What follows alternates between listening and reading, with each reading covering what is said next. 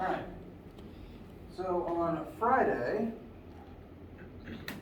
we talked about centripetal force and that it causes centripetal acceleration.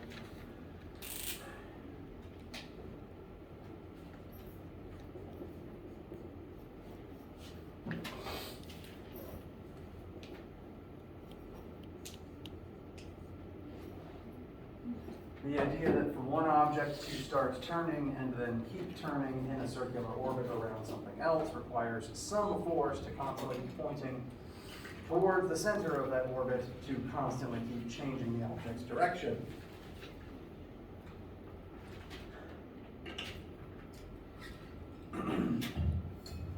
To pick up where we left off, we're going to begin today with a very brief, I promise, sample question. Consider this a quick homework question.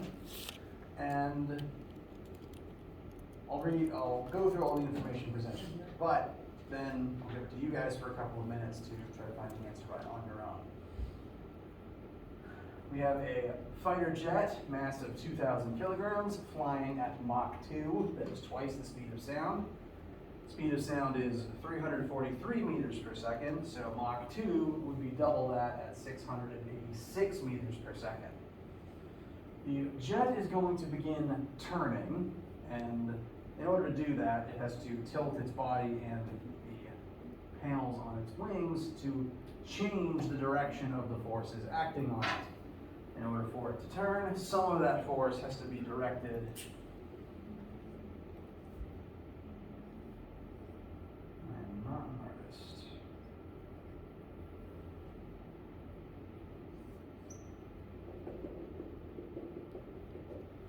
It has to tilt its body and its wings such that some of the normal thrust holding it up is now directed this way, and that will act as the centripetal force, allowing it to turn. This is also what makes flying at very high speeds and turning so dangerous. You might have heard about fighter pilots blacking out when they turn at high speeds. It's because you need to undergo large amounts of force in order to turn the plane that fast. All the centripetal force that the plane is under, the human inside is also under. And that's why it becomes so dangerous to turn at high speeds like this. If a human pilot can withstand a maximum centripetal force of 17,000 newtons, that might be like 20 G's depending on the human. No, 17 G's depending on the human, excuse me. What would the jet's turning radius be for such a turn with that maximum centripetal force while flying at Mach 2? So we've got mass, speed, max centripetal force. What would the turning radius be?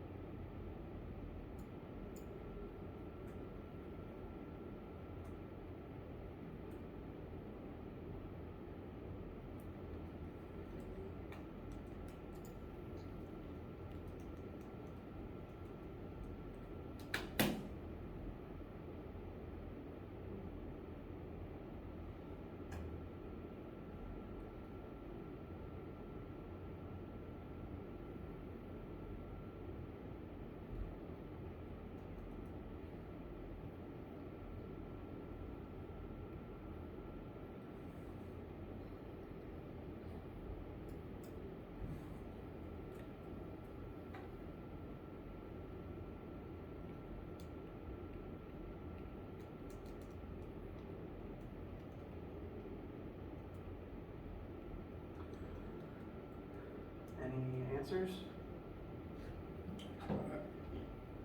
I got 55,364.24. That's what I got. Does anyone disagree?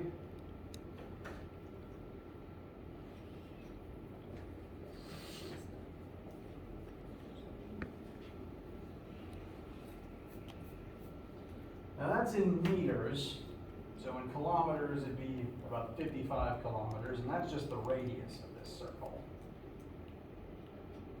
Now, actual jet fighters don't actually make turns like this, because it turns out 9 Gs is about the max that a human, or at least the plane, should handle. So they'd be going a lot slower and they'd be a lot more careful.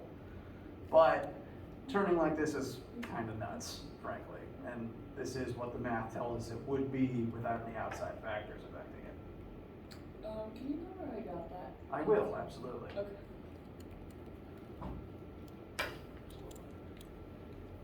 So, we're going to use this version of the formula since linear velocity is what we were told. The maximum centripetal force this particular pilot can handle was at 17,000 newtons. The mass of the jet was 2,000. The velocity was 686, which will then be squared, and we need to solve for R.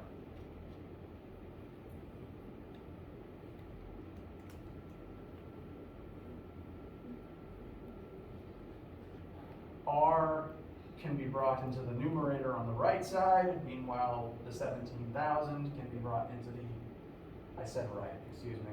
R can be brought into the numerator on the left, meanwhile the 17,000 can be brought into the denominator on the right, basically just swapping places with the R. So R can be equal to 2,000 times 686 squared, which I've simplified to 4,70596 and divide by 17,000. So 2,000 times the speed squared divided by the max centripetal force gives us a very large turning radius.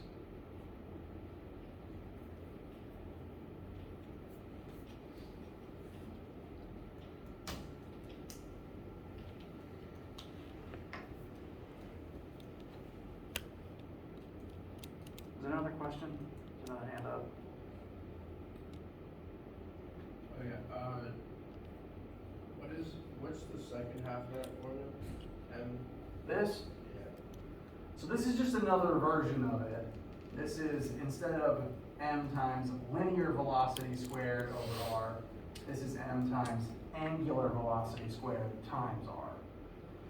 Really, it's just the exact same formula, just swapping the linear version of velocity for the angular one if that's what you happen to know about the system.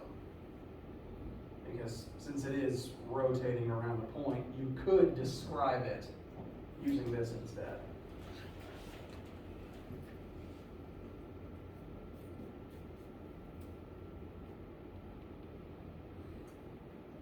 How does this one feel? All right. So, how we're going to add on to this now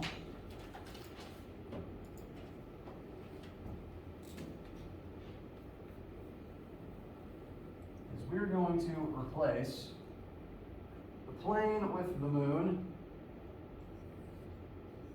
and the center of its orbit with the sun, with the Earth, excuse me, I almost said with the sun. Because in space, whenever one object is orbiting another object, the exact same thing is happening every single second, except gravity is acting as the centripetal force for all of these orbiting bodies.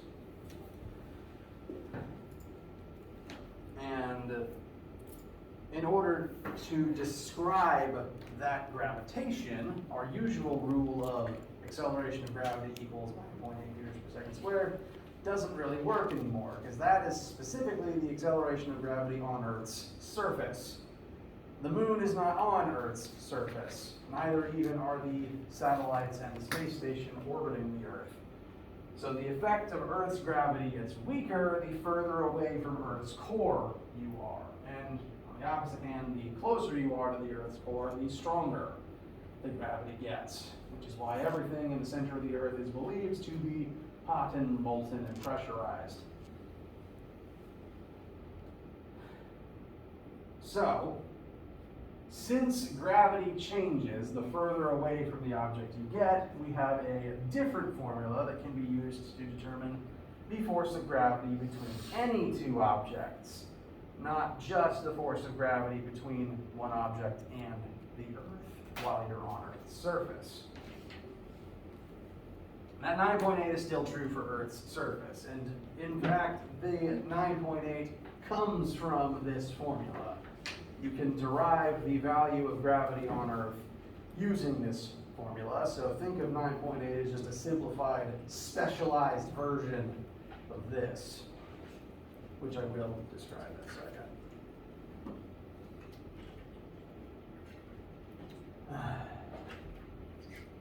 The formula currently on screen, force of gravity equals big G times m1 times m2 divided by r squared.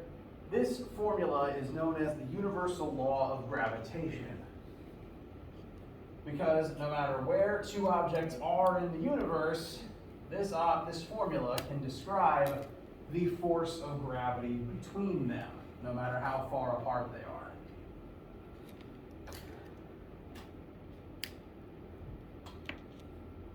Because secretly, and I'm hoping you've all heard this before, all objects with mass exert gravitational forces on every other object with mass.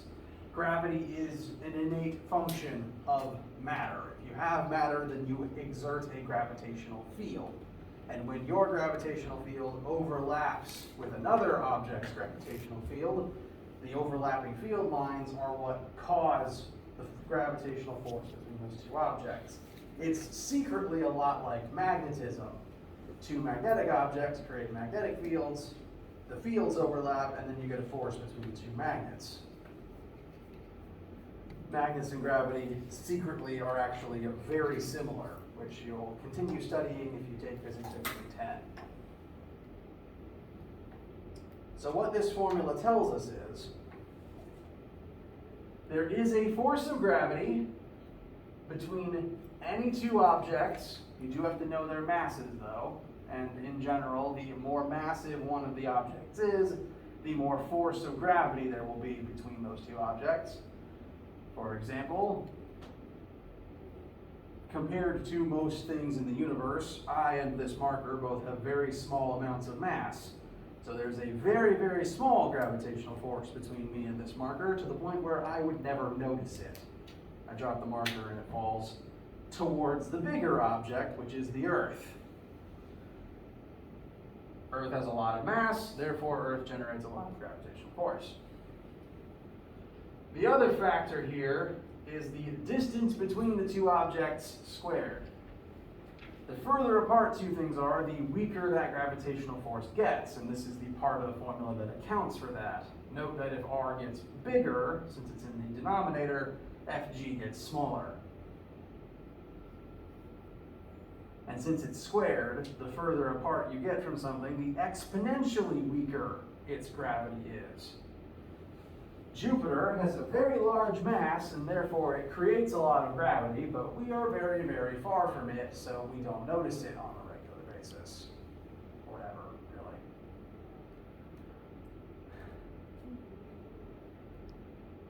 The one trick about the r in this formula is that it is the distance between the center of mass of the two objects, not the distance between just their closest surfaces.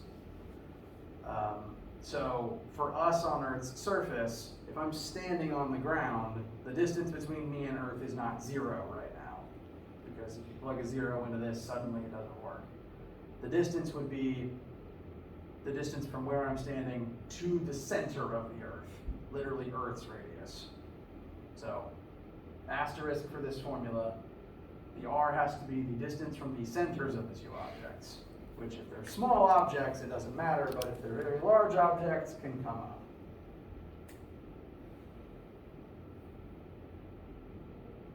And we can use this formula to find the force of gravity between literally any two things, as long as you know their masses and how far apart they are. Historically, this formula has been very useful in terms of space research, because if we can determine where something is moving in the night sky, we can figure out the centripetal force acting on it, we can figure out what that force is coming from, and that can tell us some things about the planet, like its mass and how far away it is.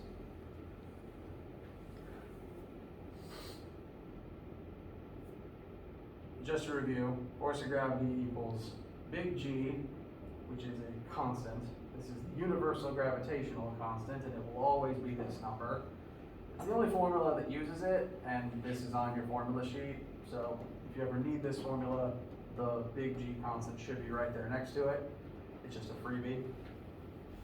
Big G times both masses of both objects together divided by r squared.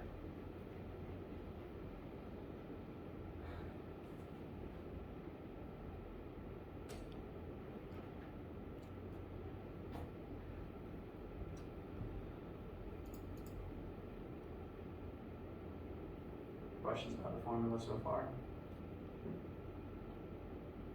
All right. Well, then let's utilize it a little bit to get practice calculation in your notes.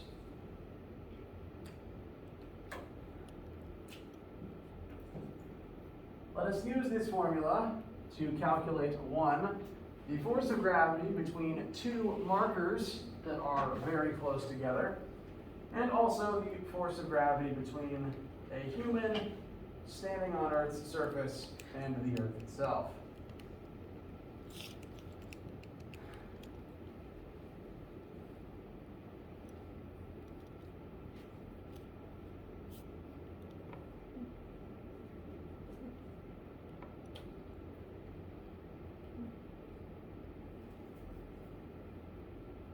In the case of the markers, force of gravity equals big G, which is again a constant 6.67 times 10 to the negative 11th.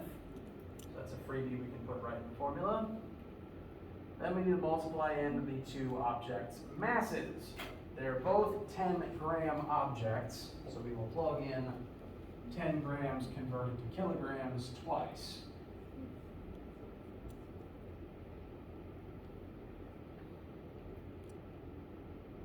And lastly, on the underside is r squared, distance between them squared. It is specifically the full distance between them squared. It's still called r because it's the radius of the gravitational effect.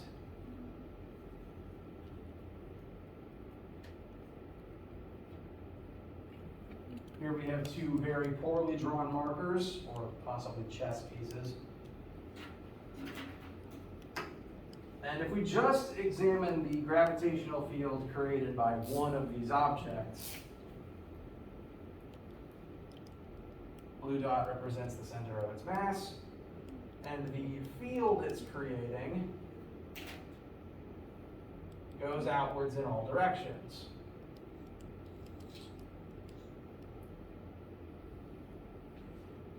And so from the second marker's perspective,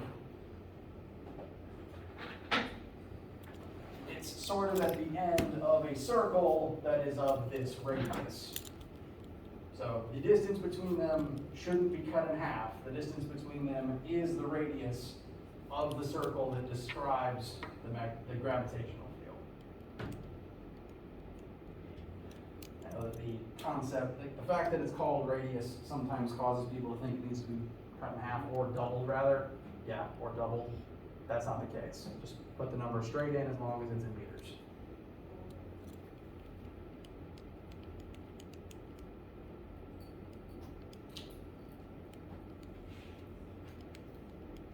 So 10 centimeters converted to meters is 0.1. That needs to be squared. This will be a very, very small number.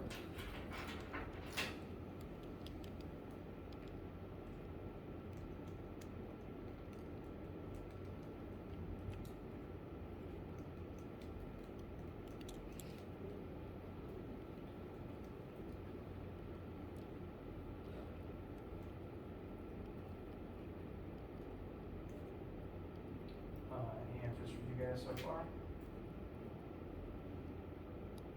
6.67 times 10 to the negative 13. Correct.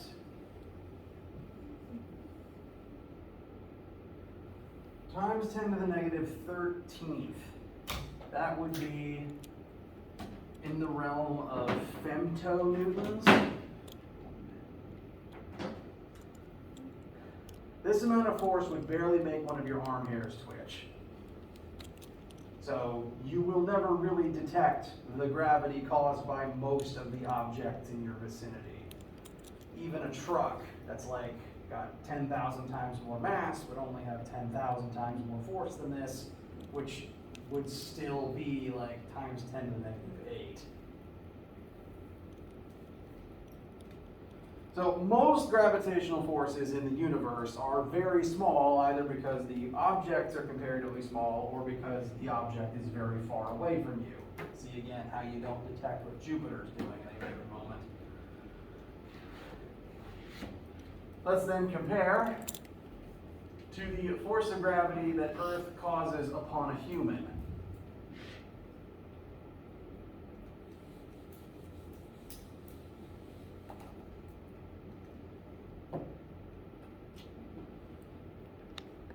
So for the human on Earth's surface, G is the same, still 6.67 times 10 to the negative 11th. The two masses we're plugging in now are 175 kilogram human mass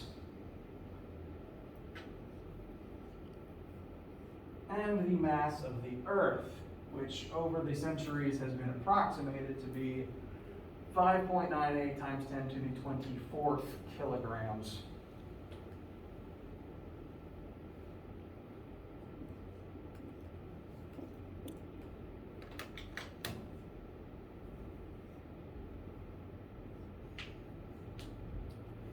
Now for the radius,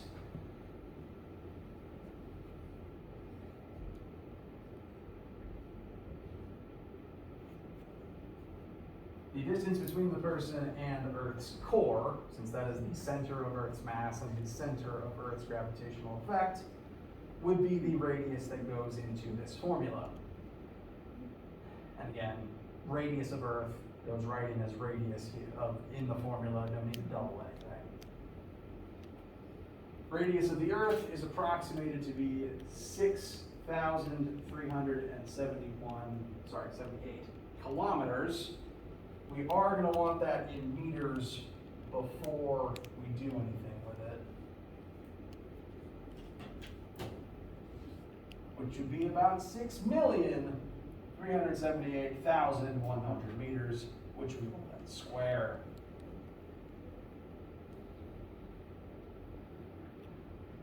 Most gravitational forces tend to be either really small and you'll never notice them, or really big. This formula only really has two extremes.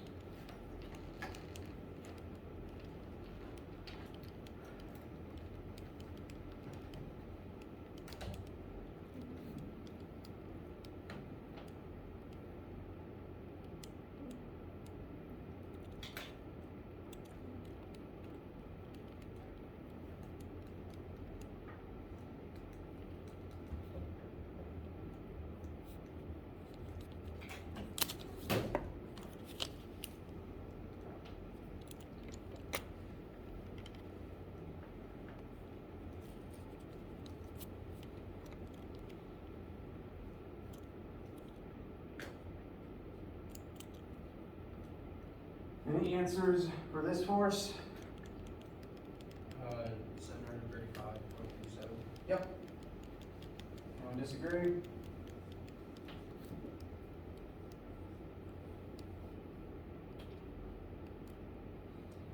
All right, so that would be the weight of this particular human on planet Earth. And subsequently, the human is exerting the same force back on the planet. Because gravity, like most forces, operates under Newton's third law. Whichever force one exerts on the second exerts back. So it's not just that Earth is pulling you towards it, you are also pulling Earth towards yourself. That's true of any time you use this formula. That very small number we found for the markers,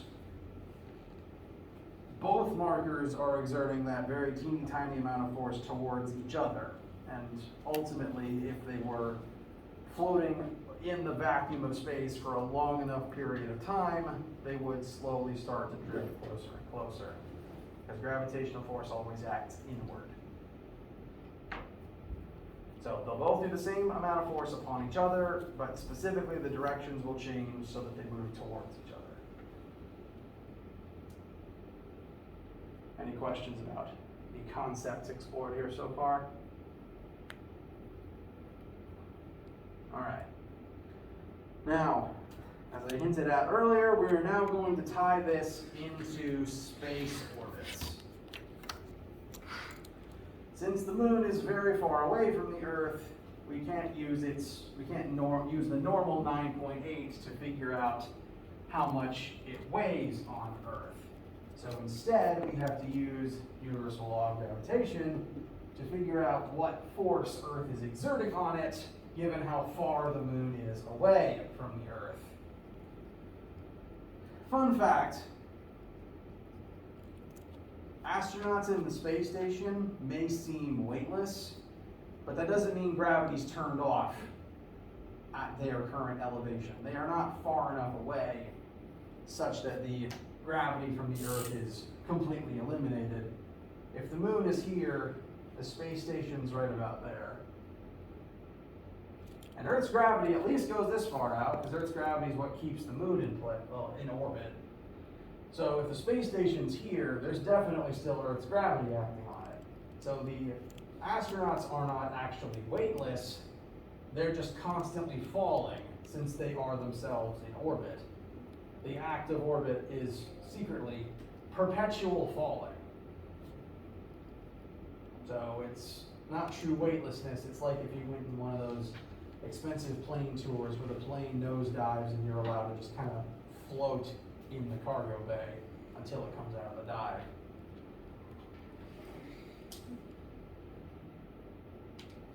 So, Earth's gravity does still exist here, and we can use universal law of gravitation to figure out what it would be.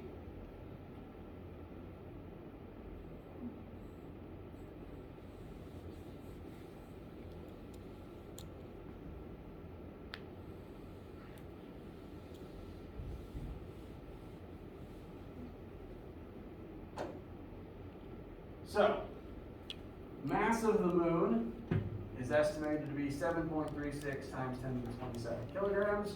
Mass of the Earth, same approximation as previously. And the two objects are approximately this far apart, 384,000 kilometers.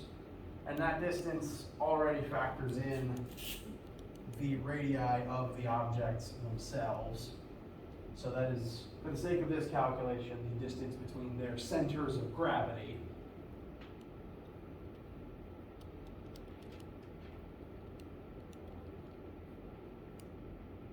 If it was just the distance between their centers, then we couldn't use it in the formula. Sorry, distance between their surfaces. We need the distance between their centers, and I'm guaranteeing you that's what this number is. So, we have their masses, we know how far apart they are, and we've been asked with what is the approximate rotational velocity of the moon. Now what's happening here is the force of gravity is going to act as centripetal force, which means we can set these two formulas equal to each other. Whenever this formula comes up, some other specific existing force has to serve as the centripetal force.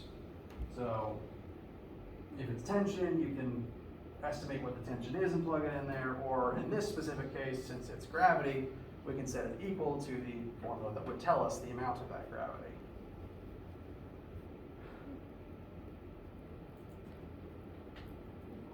So what I'm going to do is, how do I keep picking up the marker that's almost dead?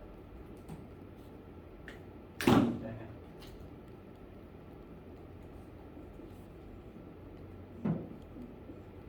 I'm going to literally set the two formulas equal to each other. Fg equals Fc.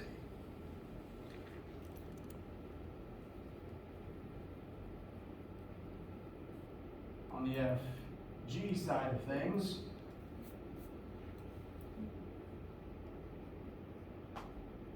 you know the mass of both objects.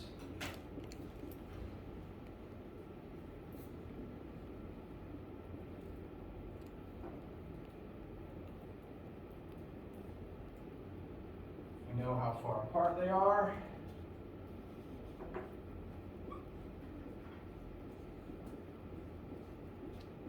I'm converting kilometers into meters before squaring it. So the 384,000 becomes 384 million before it gets squared.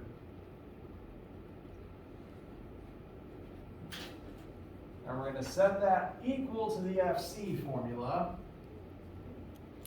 which is mass of the orbiting object, so the moon, not the Earth, it's the moon's mass that lives here, times orbital velocity squared times the orbital radius.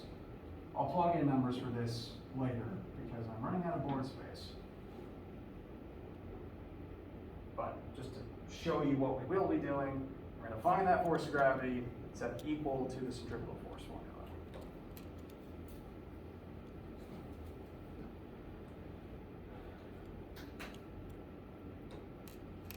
So we wouldn't use the mw squared r. We could, I suppose, oh yeah, rotational velocity of the moon. That is what I asked for. Pardon me. So this formula tells you linear velocity, which is just meters per second. But I actually did ask for omega. My mistake.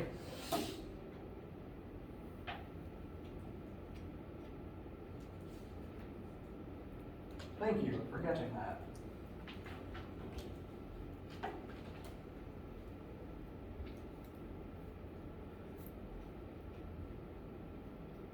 All right then. This whole thing, big as it is, does compress down into a single number.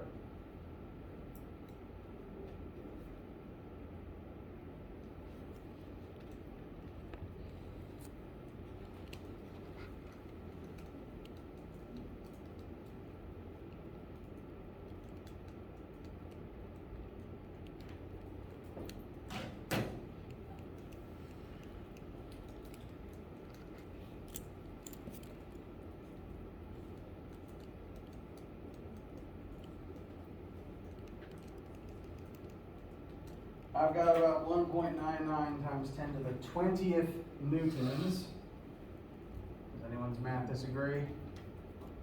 All right. Even that far away from the Earth, that is still a colossal amount of force, and it would need to be in order to cause a moon to orbit. The moon's still pretty big, even if it's got about only 1/100th of the Earth's mass. And we're now going to set that equal to the centripetal force formula to solve for that angular velocity. So, the trick with using this formula to talk about space rotation is this formula, the Fc formula. The mass is always that of the object doing the orbiting, not the object being orbited around. So, since the moon is orbiting the Earth, the moon's mass goes here, not the Earth's mass. Make sense? All right. So for that reason, I'm going to put the moon's mass on this side as well. We don't repeat use the Earth's mass. Omega is what we're solving for, and R would again be the distance between their centers of mass.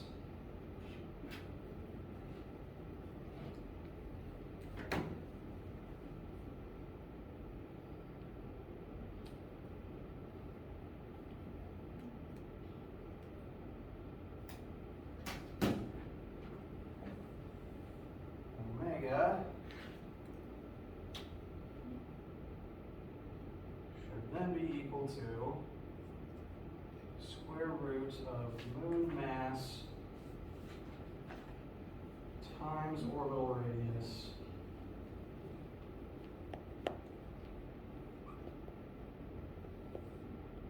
divided by the force of gravity, and then taken the square root of.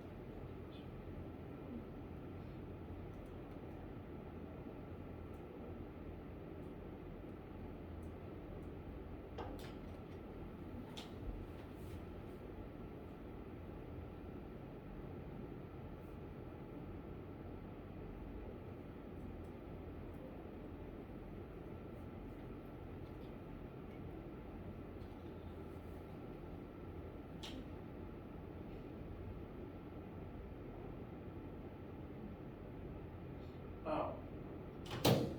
Yep. I made a mistake. I'm sorry. Those get divided over, so I had it upside down. I am so sorry.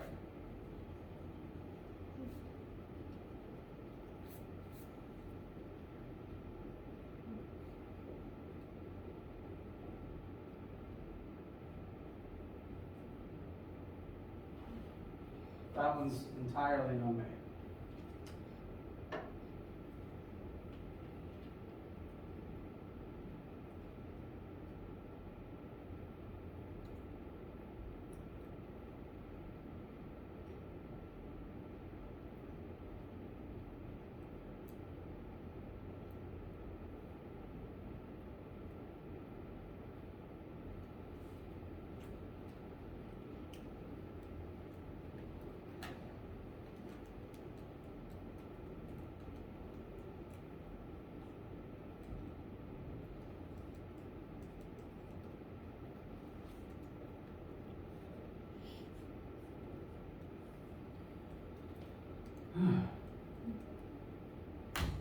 Okay.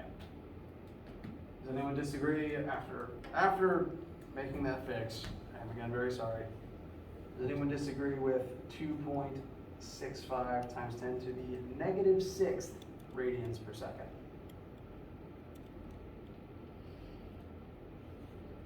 All right. Now, that might sound pretty slow, and in terms of angular velocity, it is. That's because it takes the moon approximately 27 and change days to complete one rotation. So, yes, angularly speaking, the moon does move pretty slowly. If we were to convert that into its linear counterpart, multiply it by the orbital radius, it would become a very big number because secretly the moon is booking it very fast through space. It's only slow in terms of its period of orbit around the Earth, which again converts to about 27 days, which is about a month, and that's why you get about one full moon a month. Wait, it's not quite right, but coincidence.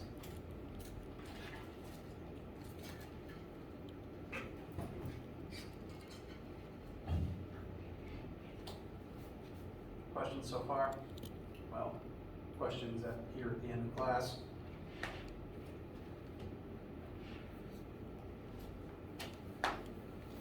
All right. We'll revisit this in practice questions.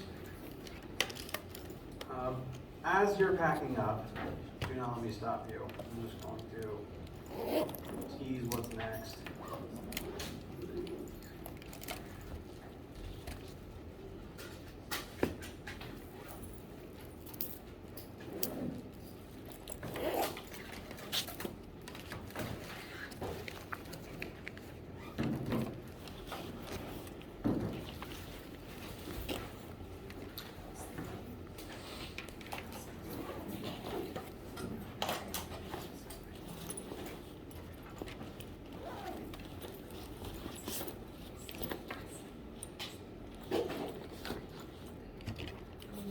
The concept we'll be talking about in lab this week is torque, which is the angular counterpart of force. We're going to use torque to create angular acceleration, like how linear force creates linear acceleration.